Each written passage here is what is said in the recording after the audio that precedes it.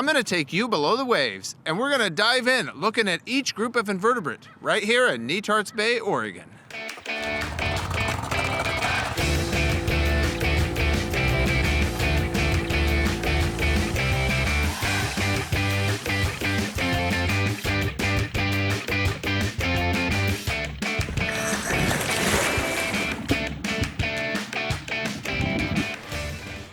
All right, right here I have a kelp crab. This one is a male.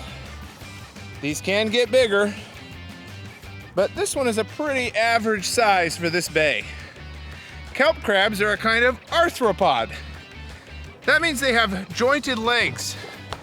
And this one happens to also have big modified pinchers.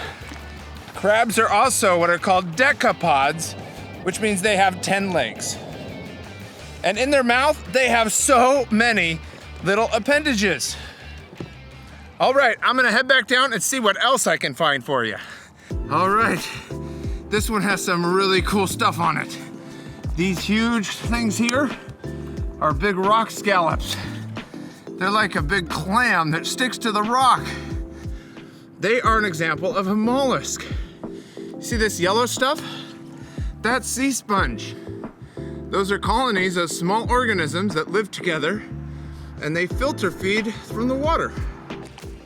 Oh boy, I'm excited to share this one with you. I just got a sea star that still has part of its stomach out, and it's eating a rock scallop. A little jingle. Do you see that mushy part in the middle? The bright orange bit is this part of the scallop that it's eating, and the mushy part is the stomach of a sea star. Sea stars are echinoderms. They're another one of those invertebrates that we find around the world. Check out this awesome Dungeness crab. Actually, it's a male. There was a little female down there too just a second ago that you saw in the video. This one was holding on to her until he realized he was getting pulled out of the water, then he let go. Dungeness crabs are arthropods. That means they have those hard shells and jointed appendages. Dungeness like this are really good eating as well. Oh, here's a fun one for you. It's an invertebrate, and it's an echinoderm. Sometimes people compare them to sea stars, but that's because they're 5-sided symmetry and tube feet. And of course, both sea stars and sea cucumbers are echinoderms.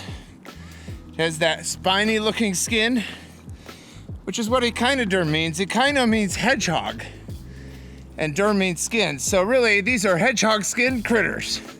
Check it out, a stinging celled animal.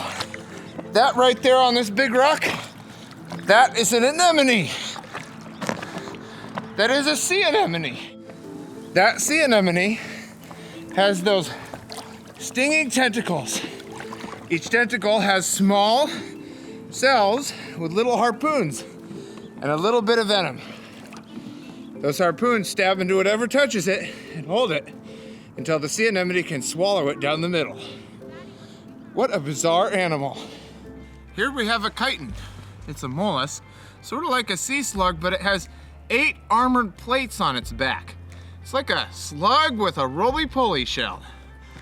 God kind of just combined the two designs there. If we turn it over, you can see the foot on the bottom. One end would have a mouth, and the other end, well, you guessed it, that's where to go to the bathroom. Thanks for joining me as we learned about invertebrates. God sure was creative making invertebrate animals, especially those that live below the water. This is Joel Thomas, this has been Science Foundations, and I'll see you next time. Yeah. You've been watching the short versions of Science Foundations.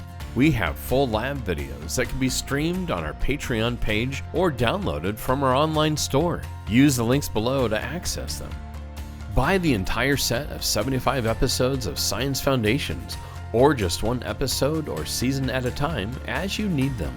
In addition to the lab videos, we provide you with accompanying educational resources, such as PDF fillable student study guides and teacher guides filled with glossary terms. study guide key answers, suggested home experiments, and field trip ideas. We're constantly adding new resources, such as coloring pages and word finds. We're here to help your students get the most from these great episodes. Get all of them on our Patreon page or our online store.